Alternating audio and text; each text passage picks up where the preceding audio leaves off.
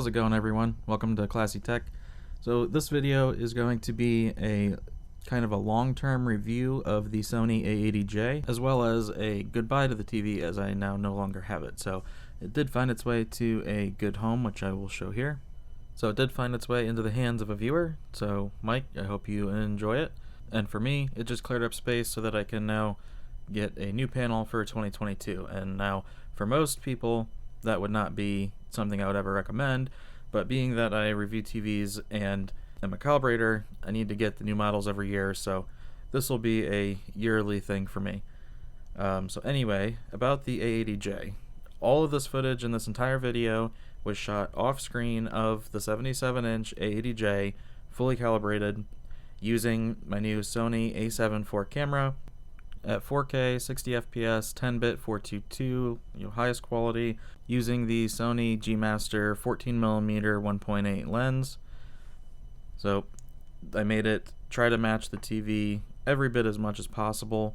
Now again, even the best cameras do not have the dynamic range needed to fully capture everything of the TV, but looking back at this footage, I think it does do a pretty good job at representing how the TV looks in person, although again, it still just won't be as bright as what you see in person, and the shadow detail isn't quite as much as you see in person as well. So aside from that though, I think it did turn out pretty well. All the footage was shot at the native ISO setting, and the shutter speed, which has variable shutter, was set so that it shouldn't show any flicker. From the footage as I'm looking through it, I'm not seeing any flicker, so should be good there. And then the aperture was set to automatic so that it will change from scene to scene to keep the exposure correct. So I think that was the best way of recording this TV. So now, as for the A80J itself, let's focus on the 77-inch model, which is what this is. In the 77-inch size, you are going to have the WBE panel, which is from LG Display. It's their 2021 module, and that is important here more so than on LG C1, because Sony doesn't software restrict the new panel how LG does on the C1s. So what that means is this is going to be, on average, a little over 100 nits brighter in the highlights than the 55 or 65-inch models that happen to have the older panel. That's from what I've seen in calibrations and reviews, and it's pretty consistently around 100 nits more.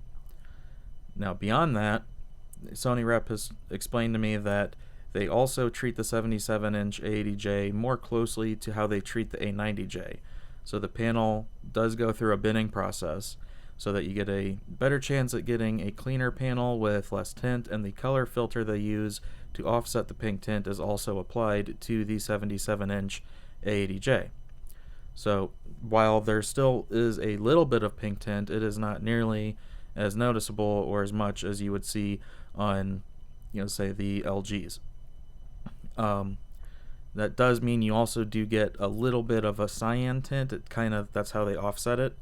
So depending on where and how you're looking at the screen, it kind of moves around with your field of vision of the panel.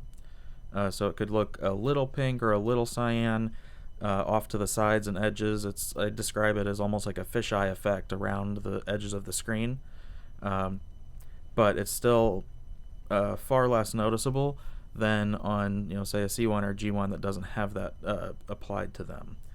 Or the 55 and 65-inch models that also have the WBE panel, they don't go through that process like the 77-inch or the A90Js do. Now, gaming, of course, is a very hot topic when it comes to these. I did do a video not too long ago going over the dimming and all the issues regarding gaming, but since that video, VRR has come out finally for the XR model 2021 Sony TVs. And the good news is that on the A80J and A90J, the OLEDs, it's actually pretty good. It works at 4K, 120 Hertz, only adds about one or so frame of input lag versus having VRR off. And other than that, there's really not any reason not to use it. So, it is a positive thing for it.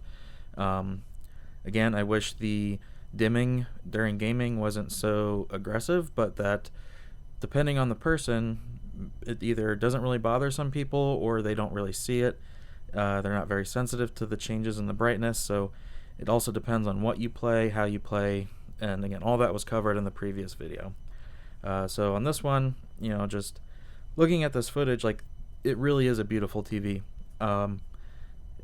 I believe, 10 years from now, people will still be talking about and remembering the A80J, just like today you hear people still bringing up the Samsung KS8000 or the Panasonic VT60 or other, just very well-known models. It seems like every 5 years or so, a model comes along that just hits so many things right, and also hits that value proposition, which the 77-inch A80J has been, $3,000 or less most of 2021, making it just a fantastic value for one of the best, TV movie watching TVs out there.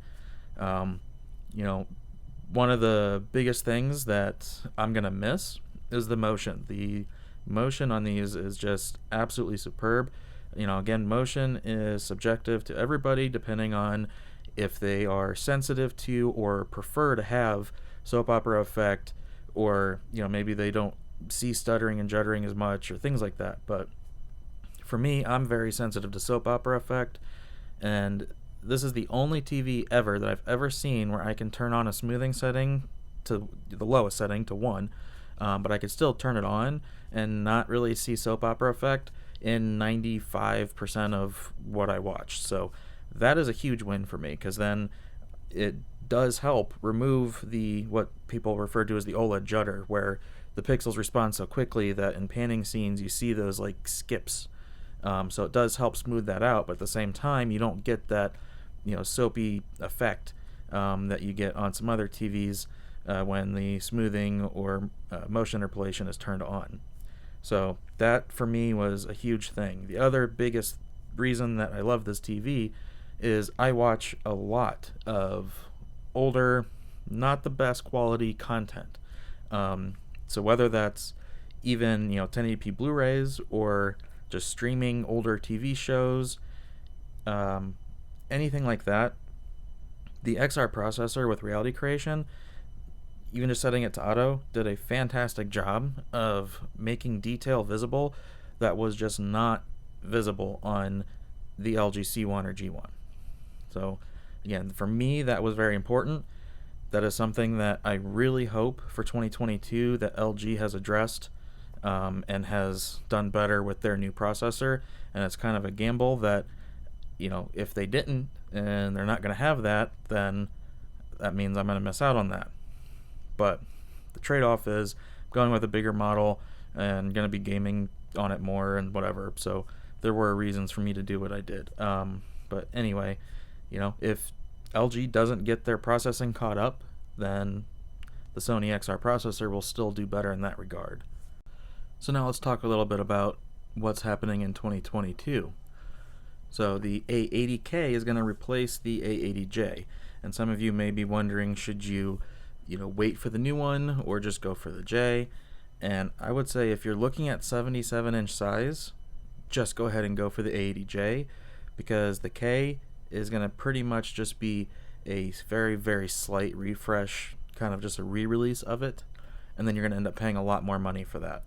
So you'll be able to get the 77-inch A80J on a discount as it's cleared out and have pretty much the same thing. Now, if you're looking at the 55 and 65-inch models, there I would go for the K. The reason for that is the K is going to have the same EVO panel that the 77-inch already was guaranteed to have. But if you looked at the J, the A80J, 55 or 65, you didn't know which panel you were going to get. So that's where it becomes a panel lottery, and it's probably just worth waiting and getting the K. Now, the other thing to that is, depending on if you have the room for it, and maybe you're looking at the 65-inch size, you may be able to get a 77-inch A80J for the cost of a 65-inch A80K, and that you should absolutely do.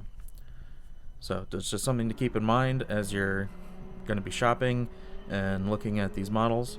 And so for 2022, I think the 77-inch A80J is still an absolute contender, and definitely for most people a fantastic buy as it's being cleared out. Something else you may have heard from me previously is how I don't think the A80J would have won any like traditional awards for 2021, being that, you know, the best gaming TV would have went to LG, the best TV overall would have went to the A90J, etc. However, I do still think the A80J, especially when it comes to movies and TV, was the best overall well-rounded TV of 2021. It is so close in the 77-inch size to the A90J. You know, some people say it was a 10% difference. I think that's if you were talking about the 55 or 65 with the old panel, it was maybe a 10% difference. But when you're looking at a 77-inch with the new panel compared to the A90J, I would say it's less than 5% difference. And in some cases, you know, could be like if you're comparing it to the 65 A90J, you know, then it's better because you have the much bigger, more immersive panel. And then you also saved a lot of money going with this instead of the A90J. And so when it comes again to movies and TV and general viewing, it absolutely was the best choice for most people for 2021. And really that's not going to change too much in 2022. It's still going to be just absolutely fantastic for that. And of course it's not without its flaws, but for the most part that all has to do with gaming and connectivity and things like that, and not really anything to do with movies or TV viewing. So, you know, a lot of people say, you know, gaming go for LG, movies go for Sony, and you know, this is a strong, you know, reason or example of that, where I mean, you can still game on it. I mean, the game's perfectly fine. It's just that the dimming does happen, and like that's the main thing at this point that we want Sony to address is the dimming. But again, that doesn't affect most people. So it's one of those, is it a problem? That's up to you. But I would say as far as movies and TV goes, there is no problem. You know, unless you have a completely sun-soaked room with light hitting the screen directly, that would be the only time that maybe it might not work for you. But I mean, I've calibrated a couple of these in very bright rooms, like in just like absolute like worst case scenario that people would suggest for an OLED to be in, and they still look fantastic. So I think that's a little blown out of proportion as well. So coming up to the end of this now, again, I'm going to be sad to not have, you know, the XR processor and the motion of this TV, but you know, maybe LG can catch up, hopefully, and I will find out soon, and I will let you know as I will be reviewing pretty much all of the new 2022 models when they come out. So if you aren't subscribed to the channel and you've found this interesting, then I would ask that you do subscribe and keep an eye out for when I do release those videos for the new models. Now, I have been a little slow lately on videos, but you know, it's kind of been the slow period and all these TVs are about to start pouring out. So keep an eye out for those, and I hope this video helps you out in some way, and I thank you all for watching, and have a good one.